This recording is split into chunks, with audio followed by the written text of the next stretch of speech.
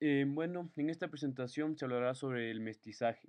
Primero es importante indicar la definición de mestizaje. Según el diccionario de la lengua española, el mestizaje es tanto el cruce de razas diferentes como la mezcla de culturas distintas que da origen a una nueva. Cuando los españoles empezaron su extensión a lo largo de las tierras americanas dentro de los siglos XV hasta el siglo XX, la cuestión de la mezcla racial fue un elemento que marcó el desarrollo y evolución tanto de los conquistadores como de los conquistados. Para los españoles fue muy importante establecer su hegemonía ante las distintas sociedades indias, negras y asiáticas, por lo que durante estos cruces raciales el uso de la fuerza, los enfrentamientos y las injusticias sociales nunca estuvieron de más. En el transcurso de este proceso que se le conoce como mestizaje, hubo dos lados de la moneda. El uno ocurrió por los ingleses en Norteamérica y el otro liderado por los españoles y portugueses en Iberoamérica. En este orden, el primero se basó en el exterminio de las razas nativas de la zona, acabando con toda la población indígena. En el segundo caso, la base era la fusión entre conquistadores y conquistados. De esta manera, situándonos en Hispanoamérica, la población mestiza fue la que tuvo que llevar adelante su evolución durante 3 siglos. Ahora bien, a manera de tener una noción general de la distribución cuántica de la demografía en Hispanoamérica, tenemos la siguiente tabla, donde podemos ver que alrededor de 1800 la población total era de 16.900.000 habitantes, en donde tenemos 7.5 millones de indios versus 3.2 millones de españoles, casi el doble de indios. Este proceso de mestizaje se realizó gracias a una combinación de factores religiosos, sociales y económicos. Para nuestro conocimiento sobre el mestizaje es de vital importancia conocer los principales grupos raciales, los cuales fueron los progenitores que luego conformarían las distintas mezclas. Primero tenemos a los negros, segundo a los indios y por último a los españoles y portugueses conocidos como los hombres blancos. Cabe resaltar que el orden en que se ubicaron los anteriores grupos no están ubicados de esta manera por su importancia, sí, es simplemente manera de enlistarlos. Comenzamos con los negros. Los negros se ubican en el estamento más bajo dentro de la sociedad iberoamericana del siglo XVIII, catalogados como esclavos traídos de África, de, eh, eran esclavos traídos de África. Brasil y Cuba eran los principales americanos con mayor demanda de mano de obra esclava negra. Estos dos países tenían que estar constantemente importando esclavos, ya que la producción de azúcar y café en el norte de Brasil crecía de una manera exponencial, lo que llevaba a conseguir esclavos fácilmente del occidente de África. Estos eran muy trabajadores. Además de esto, hay que mencionar que las condiciones en las que vivían y trabajaban estos grupos eran deplorables. Llevaban a un alto índice de mortalidad con un bajo índice de natalidad, pero a los americanos no les importaba ya que decían que los negros parecían existir en cantidades inagotables. Para tener una idea, el número de esclavos que existían en Brasil, es decir, 2 millones, era más que los esclavos de los Estados Unidos, 1.5 millones. A pesar de estas injusticias raciales, los negros, al igual que todos en el imperio, eran considerados iguales espiritualmente, fomentando el desarrollo entre ellos y las familias.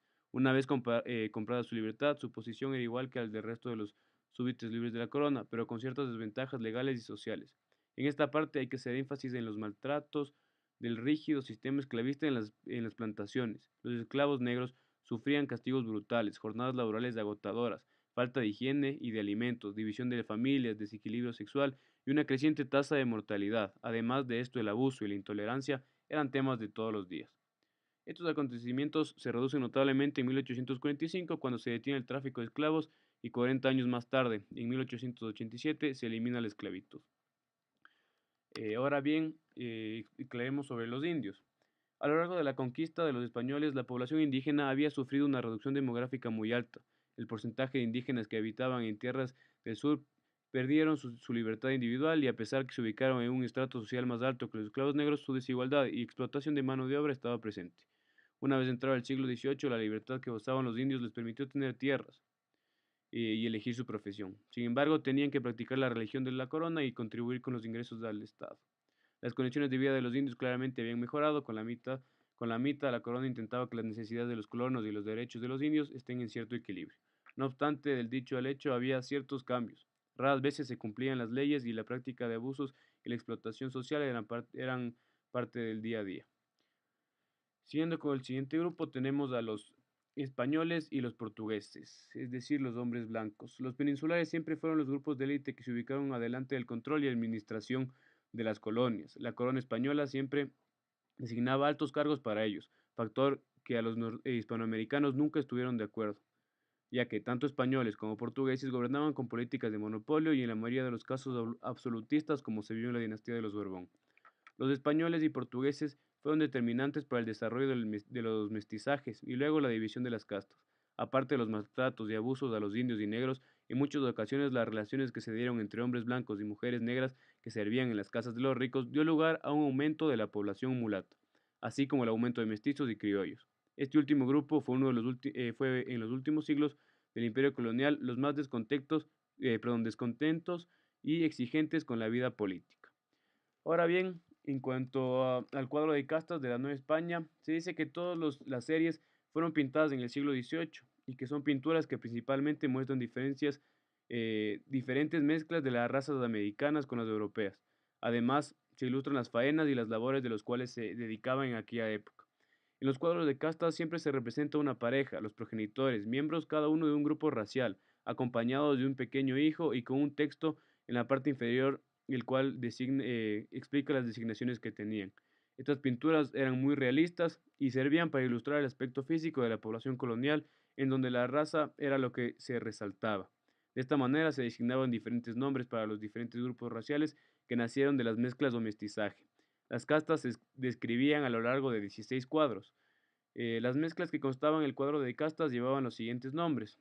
Voy a enlistar los 5 primeros.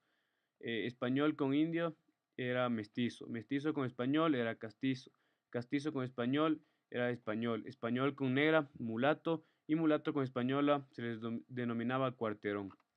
Entre los más importantes y que mayor renombre tuvieron a lo largo de de la colonia en cuanto a número e influencia fueron los mestizos y los mulatos. En conclusión, el proceso de mestizaje se desarrolló a lo largo de los 3 siglos después de la conquista española, en donde la mezcla de cultura, de rasgos físicos, de idioma, religión, gustos y demás fueron la clave para las civilizaciones que tenemos hoy. Muchas gracias.